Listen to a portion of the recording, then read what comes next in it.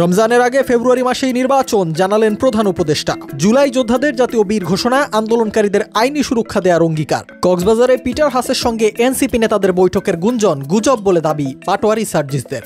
জুলাই স্মৃতি জাদুঘরে ফুটে উঠল আওয়ামী দুঃশাসনের ভয়াবহতা ও জুলাইয়ের স্মৃতি। জুলাই ঘোষণাপত্র অস্পষ্ট, হতাশ জামায়াতে ইসলামী। আগামী বছর ফেব্রুয়ারি মাসে ত্রয়োদশ জাতীয় সংসদ নির্বাচন অনুষ্ঠিত হবে। জাতির উদ্দেশ্যে ভাষণে এমন ঘোষণাই দিয়েছেন প্রধান উপদেষ্টা। রমজানের আগে ফেব্রুয়ারিতেই যেন নির্বাচন আয়োজন করা হয়, সেজন্য নির্বাচন কমিশনকে চিঠি দেবেন বলে জানিয়েছেন তিনি। ডক্টর ইউনূস বলেন, ফেব্রুয়ারি বেশি দূরে নয়, নির্বাচনের প্রস্তুতি নিতে নিতেই ভোটের দিন এসে পড়বে। বহু বছর আমরা কেউ ভোট দিতে পারিনি, এবার আমরা সবাই ভোট দেব। এ সময় সুন্দর ও সুষ্ঠু নির্বাচনের জন্য সকলের কাছে দোয়া চেয়েছেন প্রধান উপদেষ্টা।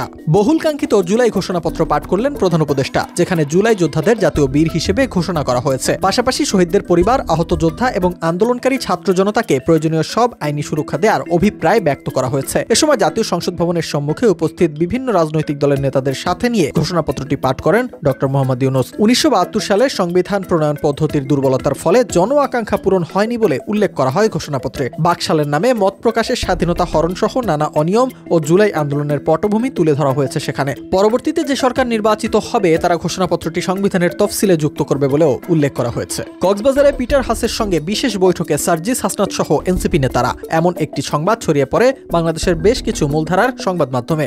জানিয়ে প্রশ্ন ওঠে নানা মহলে। এমনকি হাসনাত আব্দুল্লাহ, সার্জিস আলম, নাসিরউদ্দিন পাটোয়ারি, তাসনিম জারাদের দেখা যায়নি জুলাই ঘোষণাপত্র পাঠ অনুষ্ঠানেও। তবে বিষয়টিকে গুজব বলে দাবি করেছেন এনসিপির এই শীর্ষ নেতারা। সার্জিস আলম এই খবরকে চিলে কান নেয়ার গল্প বলে উড়িয়ে দিয়েছেন। দলের আরেকজন নেতা নাসিরউদ্দিন পাটোয়ারি বলেন, পিটার হাসের সঙ্গে আমাদের কোনো মিটিং হয়নি, পুরোটাই গুজব ও প্রোপাগান্ডা। আমরা জাস্ট কক্সবাজারে ঘুরতে এসেছি। দীর্ঘ অপেক্ষার পর সামনে এলো জুলাই স্মৃতি জাদুঘরের চিত্র। ধ্বংসস্তূপে পরিণত হওয়া গণভবনেই নির্মাণ করা হয়েছে এই বিশেষ জাদুঘর, যেখানে ফুটিয়ে তোলা হয়েছে আওয়ামী দুঃশাসনের ভয়াবহতা ও জুলাই আন্দোলনের স্মৃতিচিহ্ন। জাদুঘরে জুলাইয়ে শহীদ হওয়া ছাত্রদের ভাস্কর্য ফুটিয়ে তোলা হয়েছে। দেখা গেছে রিকশায় পড়ে থাকা সেই শহীদের নিথর দেহ।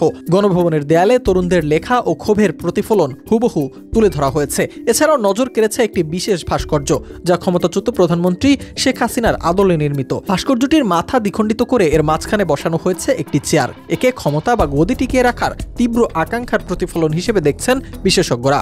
জুলাই ঘোষণাপত্র অস্পষ্ট। এই ঘোষণাপত্রে দেশের জনগণের আকাঙ্ক্ষার তেমন কোনো প্রতিফলন হয়নি, এমন কথা উল্লেখ করে এ নিয়ে হতাশা প্রকাশ করেছেন জামায়াত ইসলামীর নায়েবে আমির ডাক্তার আব্দুল্লাহ মোহাম্মদ তাহের।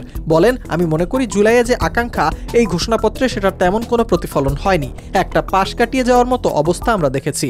এটা কোন তারিখে বাস্তবায়ন হবে এমন প্রশ্ন রেখে তিনি বলেন, আমরা এটাকে সংবিধানের প্রিয়াম্বলে রাখতে চেয়েছিলাম, সেটা হয়নি। একটা ইস্যুকে হালকাভাবে পাশ কাটিয়ে যাওয়ার যে ঘোষণাপত্র দেখলাম, তাতে আমরা হতাশ, এই জাতি হতাশ।